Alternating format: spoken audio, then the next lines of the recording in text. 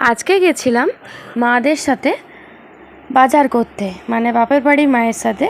যেহেতু আমার মা বাবারা 1 বছর আমাদের হয়ে গেছে বিয়ের, তো 1 বছর পর আর কি একদিন খেতে হয় আমার শ্বশুর বাড়িতে গিয়ে, সেটা খাইনি। তো মা বললো নিজে যা শাড়ি নিবি একটা নিয়ে নিবি যে পরে, তো ওই শাড়িটাই কিনতে গেছিলাম আর ওর জন্য গেঞ্জি কিনতে গেছিলাম।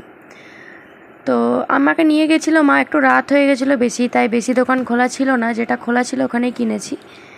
দেখো যেগুলো পছন্দ করেছি সেইগুলো। আর মায়ের মা বাবা বাড়ি গেছিলো আমার, সেটারও ভিডিও রইলো। আর আমরা একটু বেরিয়েছিলাম মা বাবা বাড়ি যাবার পর।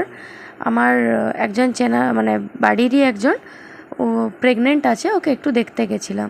ওকে একবারও দেখতে যাওয়া হয়নি আমার শ্বশুর বাড়ি থেকে মারা গেছিলো, কিন্তু আমি সেদিনকে যাইনি বলে দেখতে যাওয়া হয়নি, তাই আমি ওকে দেখতে গেছিলাম সেদিনকে। বাকি ভিডিওটা দেখতে থাকো।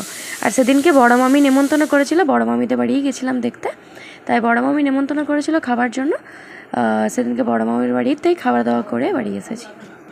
এখানে চুজ করা পর্ব চলছিল, না ঢং পর্ব চলছিল, ভিডিও হচ্ছে বলে এগুলো করছিলাম। যাই হোক, এইভাবে এই শাড়িগুলো আমার খুব ভালো লাগে, কিন্তু এই শাড়িগুলোর একটা প্রবলেম কি, একই রকম লাগবে।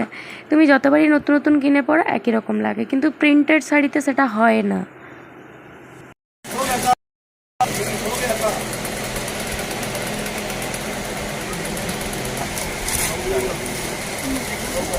দেখুন এই রেটগুলো কত করে? এই রেটগুলো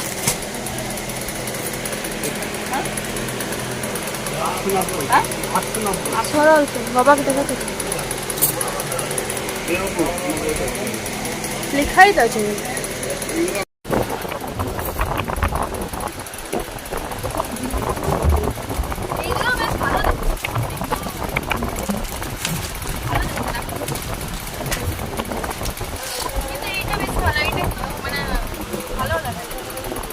নরম আছে, বড় হবে।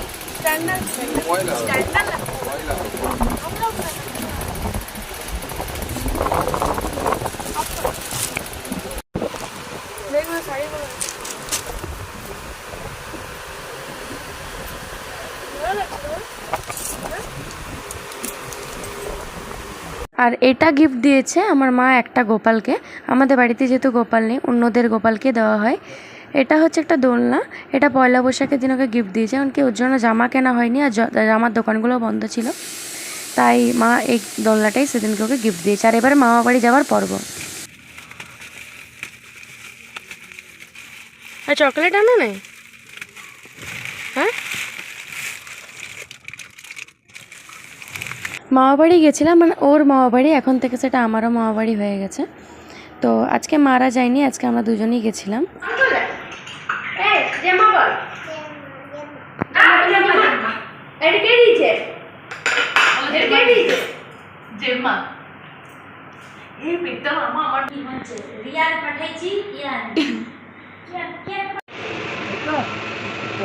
ওইটা ওয়াজ স্কাই। হ্যাঁ, আর টাইট করো। সব টাইট হবে, চলো টাইট করো।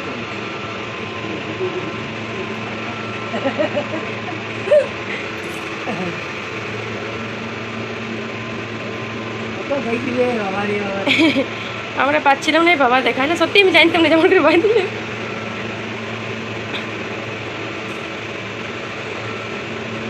মায়ের হাতে লেগে গেছে, খুলে গেছে, লেগে গেছে না, তো ওটা ভিজা জল দিয়ে বেঁধে রাখতে পারবো।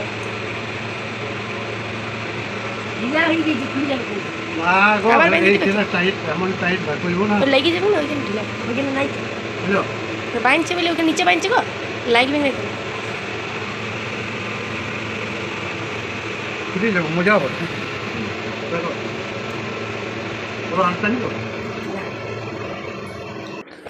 আর এগুলো চলছিল মাদের জন্য প্রস্তুতি পর্ব, এগুলো সমস্ত আমি কেটে রেখেছি সকাল সকাল।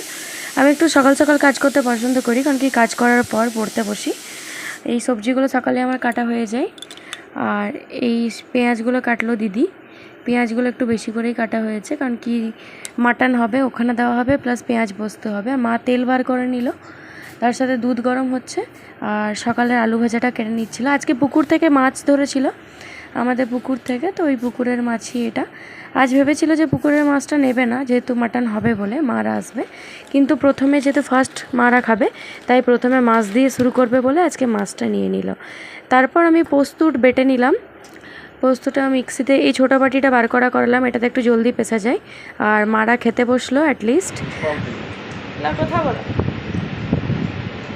কেমন লাগছে খেতে? খুব সুন্দর, দারুণ রান্না, মায়ের হাতের প্রথম রান্না, খুব ভালো রান্না। টাকা বাবা, টাকালে হবে না? বাবা টাকা। আছে।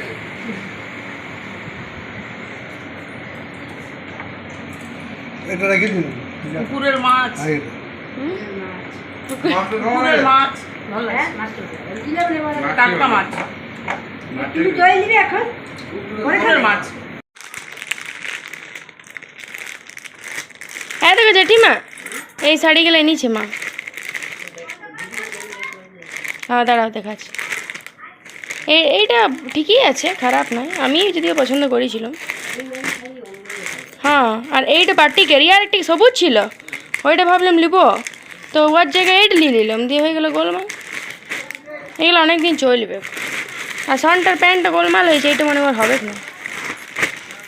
আরেকটি প্যান্ট গেঞ্জি ছিল সনটার, ওটা নিয়ে চলে এসছে আগে পয়লা বৈশাখের সময়। আমাদের চা দই সব কিছু খাওয়া হয়ে গেল, কিন্তু একটারও ভিডিও হলো না। যাই হোক, সব জায়গায় ভিডিওটা হচ্ছে না করা, সেই মোমেন্টটা হয়তো মনে পড়ে না। বাকি ভিডিওটা তোমরা দেখবে। টাটা।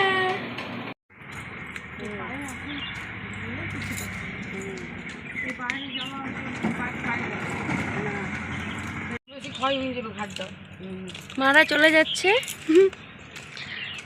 আর আজকে এসেছিল ফার্স্ট, মানে মারা একবারও খাবার খায়নি আমাদের বাড়িতে, ওই জন্য আজকে ফার্স্ট এসেছিলো। আজকে প্রথম অন্ন খেলো, এরপর থেকে তাহলে খাওয়া দাওয়া করতে পারবে, মানে চালের পর খেতে পারে।